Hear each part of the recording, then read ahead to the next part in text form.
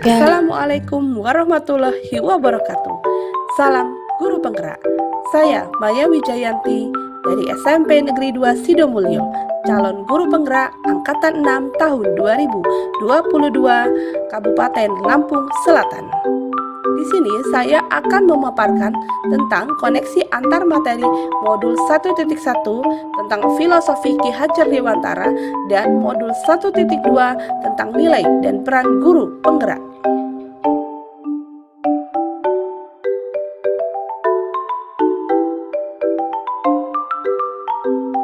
Setelah mempelajari modul titik 1 dan modul titik 2, saya mencoba melakukan refleksi. Model refleksi yang saya gunakan adalah 4P, peristiwa, perasaan, pembelajaran, dan penerapan. Yang pertama, peristiwa. Setelah mempelajari modul 1.2 dan 1.2, momen yang paling penting dan mencerahkan bagi saya yaitu yang pertama, mempelajari modul 1.1 tentang filosofi pemikiran Ki Hajar Dewantara dan modul 1.2 tentang nilai dan peran guru penggerak adalah saya mendapat pengetahuan dan pengalaman baru tentang filosofi pemikiran Ki Hajar Dewantara, di mana sebagai pendidik saya harus mampu bersikap among, yaitu menuntun, bukan menuntut pada muridnya, di mana pembelajaran yang guru selenggarakan haruslah berhamba pada murid dan seorang guru haruslah memiliki sikap sesuai asas trilogi Ki Hajar Dewantara. Kemudian, saya juga mampu memahami, menganalisis, dan mencoba menerapkan nilai dan peran guru penggerak yang berkaitan filosofi Ki Hajar Dewantara. Momen yang paling menantang bagi saya yaitu yang pertama, melakukan aksi nyata atau penerapan tentang filosofi pemikiran Ki Hajar Dewantara. Yang kedua, melakukan kolaborasi dalam kelompok di mana kami sebagai calon guru penggerak saling berkontribusi untuk menyelesaikan tugas agar sesuai instruksi. Kemudian yang ketiga adalah mengerjakan tugas secara individu dengan adanya batas waktu, sementara saya sebagai seorang pendidik dan sebagai seorang manusia haruslah pandai membagi waktu antara tugas di sekolah, kegiatan calon guru penggerak, keluarga, dan masyarakat. Kaitan antara modul 1.1 dan modul 1.2 yang saya dapat pahami adalah modul 1.1 di mana berdasarkan filosofi Ki Hajar Dewantara bahwa pendidikan seharusnya berhamba pada anak. Ini berarti anaklah yang jadi subjek utama dari pembelajaran kita, di mana guru bertindak sebagai fasilitator dan kontroler atas pembelajaran. Pembelajaran yang kita selenggarakan haruslah mampu mendorong anak untuk berkembang sesuai potensi, bakat, dan minatnya dengan berlandaskan kodrat alam dan kodrat haman. Hal ini sesuai dengan modul 1.2 di mana ada nilai guru penggerak yang berpihak pada murid dan seorang guru mampu menjadi pemimpin pembelajaran. Yang kedua, perasaan. Setelah mempelajari modul 1.1 dan 1.2, saat momen itu terjadi, saya merasa bagaikan tanah persawahan yang kekeringan yang mendapat siraman air hujan. Air hujan itu adalah ilmu, pengetahuan, dan pengalaman-pengalaman yang saya dapatkan selama mengikuti kegiatan calon guru penggerak ini. Saya memang telah menjadi seorang guru, tapi saya membutuhkan ilmu baru, pengetahuan baru untuk menemukan bibit-bibit baru yang berkualitas. Sebagai guru yang notabene dengan usia yang masih muda, besar kemungkinan saya masih sedikit pengetahuannya. Sementara potensi anak didik yang saya hadapi akan terus berbeda sesuai perkembangan zamannya.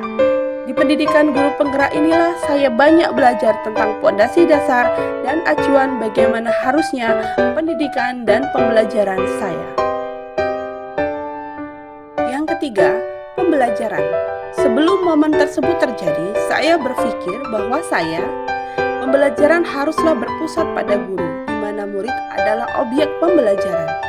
Kemudian, sebagai guru, orientasi saya ada pada nilai akademik, di mana ini berdasar pada kemajuan ranah kognitif anak didik saya yang berwujud pada pencapaian KKM, pembelajaran yang harus dicapai anak didik. Kemudian, saya merasa pembelajaran saya sudah tepat tanpa memahami bahwa anak butuh inovasi dan pembaharuan dalam pembelajaran, seperti game, permainan, permainan, ice breaking, variasi media, dan lainnya. Kemudian saya juga kurang aktif melakukan kolaborasi. Kemudian setelah mempelajari modul 1.1 dan 1.2, sekarang saya berpikir bahwa saya harus mampu menjadi pemimpin pembelajaran yang menjadikan murid sebagai subjek pembelajaran, di mana pembelajaran saya berpihak pada murid. Kemudian, saya berfokus pada pengembangan kompetensi sesuai minat dan bakat anak didik saya, serta pembentukan budi pekerti yang baik. Kemudian, menuntun mereka mencapai tujuan pembelajaran, bukan menuntut. Yang keempat, melakukan inovasi pembelajaran dengan menyelipkan game, permainan ice breaking, serta variasi media pembelajaran agar anak tidak merasa bosan dan monoton. Yang terakhir adalah saya harus aktif melakukan kolaborasi dengan seluruh warga sekolah. Yang keempat, penerapan. Setelah saya mempelajari modul 1.1 dan 1.2, rencana pengembangan diri yang akan saya lakukan mulai dari sekarang adalah berpihak pada murid, di mana pembelajaran saya akan menunjukkan sikap peduli dan among serta lebih menuntun, bukan menuntut. Kemudian, inovatif. Saya berani mencoba hal-hal baru dan melakukan variasi serta menghasilkan karya. Bersikap reflektif, artinya bersikap terbuka pada saran dan masukan dari anak didik dan lebih bisa memaknai suatu hal. Kemudian, mandiri, memiliki inisiatif untuk berubah dan bergerak serta melakukan hal-hal yang mendukung perbaikan pembelajaran dan peningkatan kompetensi diri. Dan yang terakhir, kolaboratif. Saya akan lebih aktif bekerja sama dan sharing dengan pihak-pihak di sekolah guna perbaikan pembelajaran dan terlibat aktif dalam komunitas praktisi. Berikut ini adalah kegiatan-kegiatan sederhana yang dapat saya lakukan dari sekarang dan untuk kedepannya yang membantu menguatkan nilai-nilai dan peran saya sebagai guru pengajar.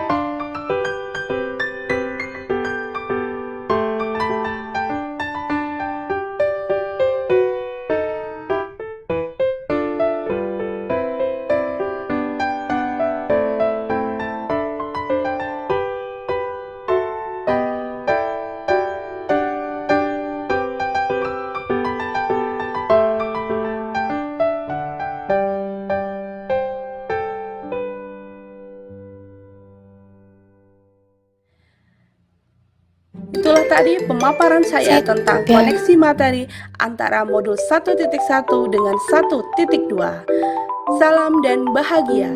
Terima kasih.